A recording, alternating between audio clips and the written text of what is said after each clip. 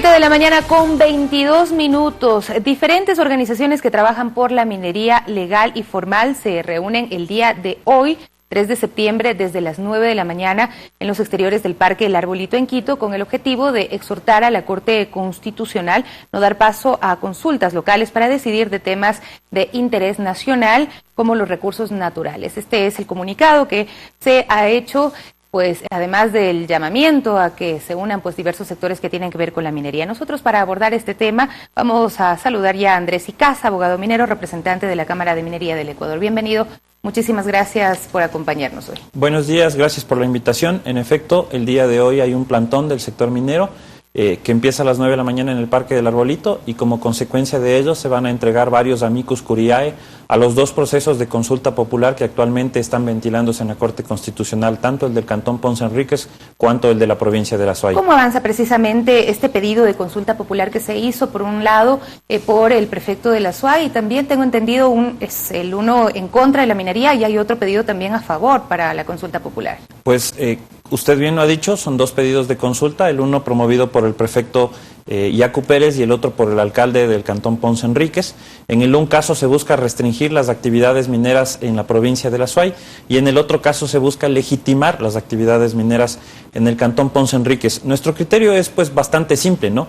Es el hecho de que, como usted acertadamente lo dijo al inicio de su intervención, estos son temas de interés nacional, estos son temas que deben ser, por el impacto fiscal, por el impacto laboral, por el impacto económico, en captación de inversión extranjera, en incremento en el PIB, deben ser tratados de forma nacional. ¿Y qué significa eso? Deben ser tratados por el Estado central, en virtud de que minería es parte de los sectores estratégicos, entendiéndose a estos como el activo más importante que tiene el Estado para mover su economía.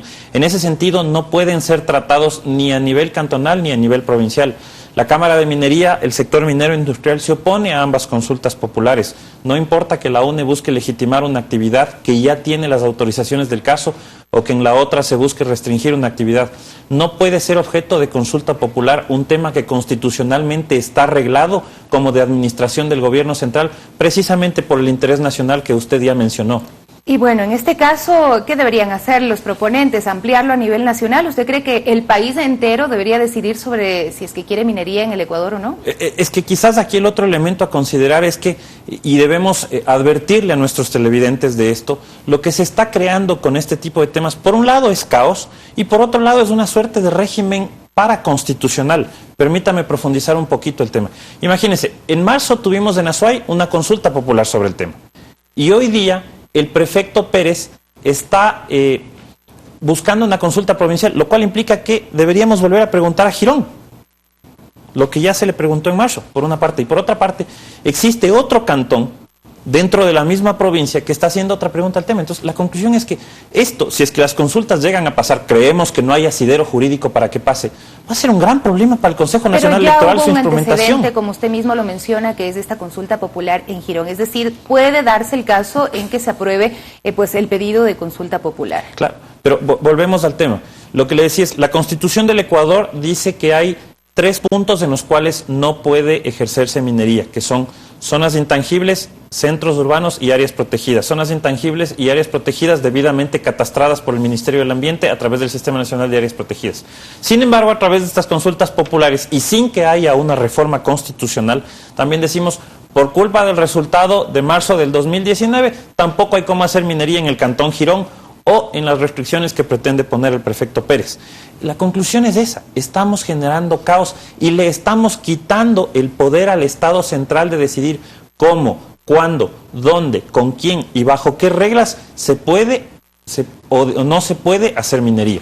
En el caso de la provincia de La Suay, como ya vemos, hay 2 pedidos de consulta popular que son distintos. Sin embargo, hay pronunciamientos también de otros alcaldes en contra de la minería y otros a favor. ¿Hay un conflicto en Azuay? ¿Cuál es la situación en este momento y cómo repercute en los proyectos mineros que se desarrollan en esta zona? A ver, sin lugar a dudas hay una dicotomía de posiciones, y quizás vale poner el antecedente de que la Cámara Provincial de La Azuay se reunió para discutir este tema, y el prefecto Pérez en esa sesión planteó el hecho de que se haga la consulta provincial.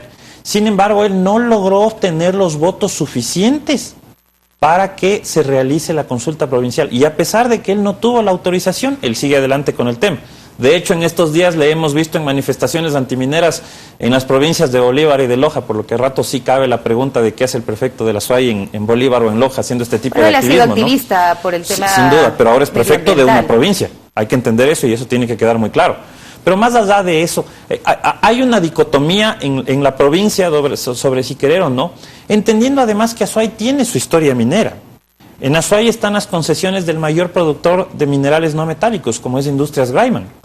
Y en Azuay tenemos una historia de minería a través de los joyeros, de la industria joyera cuencana, que es quizás la más prestigiosa o la más renombrada del Ecuador. Entonces no es tan simple el tema. Y por otro lado, hay que también comprender que 2 de los 5 proyectos que el Estado ecuatoriano ha calificado como emblemáticos para la minería y que van entre los 5 proyectos a causar un 4% de incremento en el PIB hasta el año 2021, están en esa provincia, son los proyectos Río Blanco y Loma Larga. Entonces esto tiene una materialidad en economía nacional, no provincial, no local.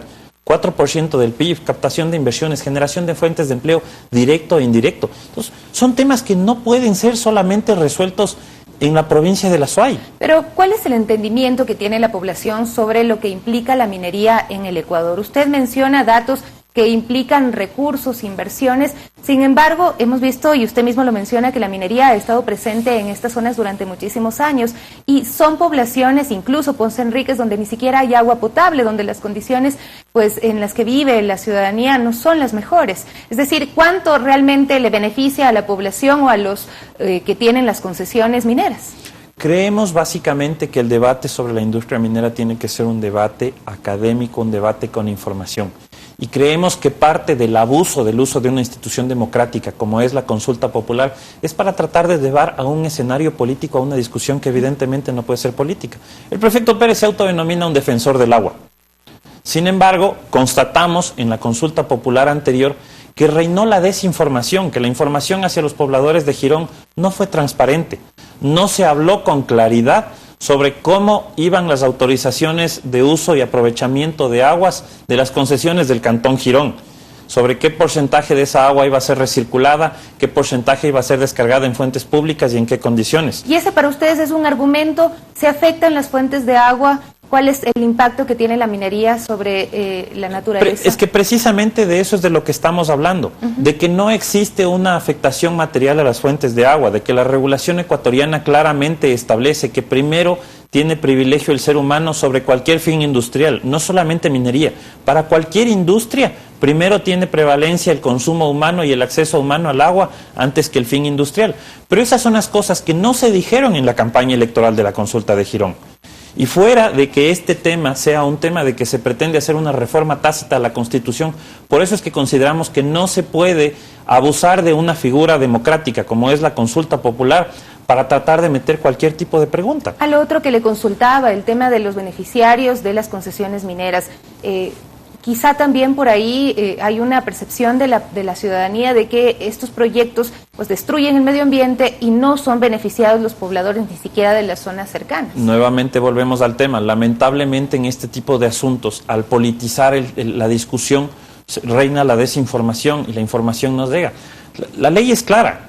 Del ingreso neto, el concesionario minero que ya está en explotación paga una regalía.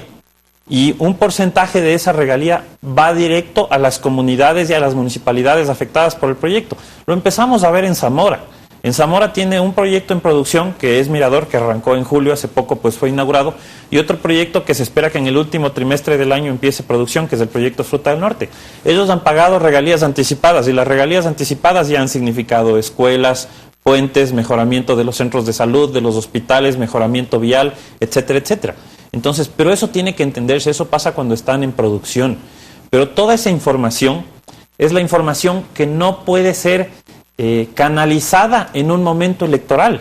Porque evidentemente hay fines políticos, hay fines de trascendencia política que no tienen nada que ver con realmente comentarle a la gente de qué se trata esta industria. ¿Qué análisis cree que debe hacer entonces la Corte Constitucional cuando está revisando estos pedidos de consulta? Bueno, la Corte primero tiene un filtro que tiene que ser valorado, que son los filtros de forma que están establecidos en la Ley Orgánica de Garantías Jurisdiccionales y Control Constitucional, es decir, valorar que la pregunta no tenga errores. A nuestro modo de ver, las preguntas en los dos casos tienen errores, particularmente en el caso de la pregunta del prefecto Pérez, es una pregunta inducente y que no desarrolla todos los contenidos que debería desarrollarse, por lo tanto no se le brinda suficientes elementos de información al votante, y en el otro caso pues la pregunta no tiene antecedentes, no tiene considerandos, y además de eso yo creo que la Corte Constitucional tiene la oportunidad de pronunciarse sobre el tema de fondo y zanjar este tema definitivamente, porque recordemos que en 5 meses llevamos 4 solicitudes de consulta popular, lo cual implica que si la Corte sigue dando largas a este tema,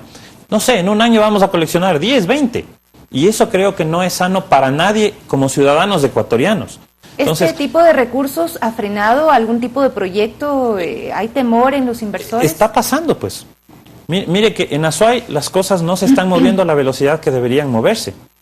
Hubo un concesionario minero que ya no puede ejercer actividades en Girón, a pesar de que tiene una concesión legítimamente otorgada antes de la consulta popular. Entonces, la conclusión es esa. Nosotros creemos que la Corte Constitucional, a la luz de la Carta Magna, a la luz de la Ley Orgánica de Garantías Jurisdiccionales y Control Constitucional, tiene suficientes elementos como para decir minería, recursos naturales, sectores estratégicos no pueden ser objeto de consulta popular, menos aún pueden ser ventiladas a nivel provincial o cantonal, siendo temas de interés nacional y siendo temas que ya están reglados en la Constitución, y consecuentemente esto no puede proceder. ¿Qué harán en caso de que sí la Corte Constitucional dé paso al pedido de consulta popular que realiza el prefecto de la Azuay? Bueno, la Cámara de Minería es firme creyente de que hay que respetar las decisiones de las autoridades, ¿no?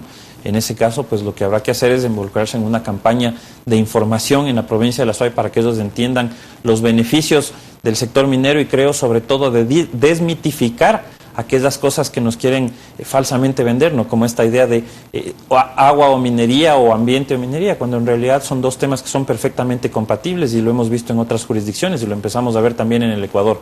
¿Y hay otros ejemplos en otros países que puedan pues dar la seguridad a la población de que efectivamente se puede preservar el medio ambiente y mantener estos proyectos mineros? Varios ejemplos. Hay varios ejemplos de coexistencia de zonas ambientalmente sensibles con proyectos mineros que son vecinos, colindantes, y sin que haya mayores problemas ambientales.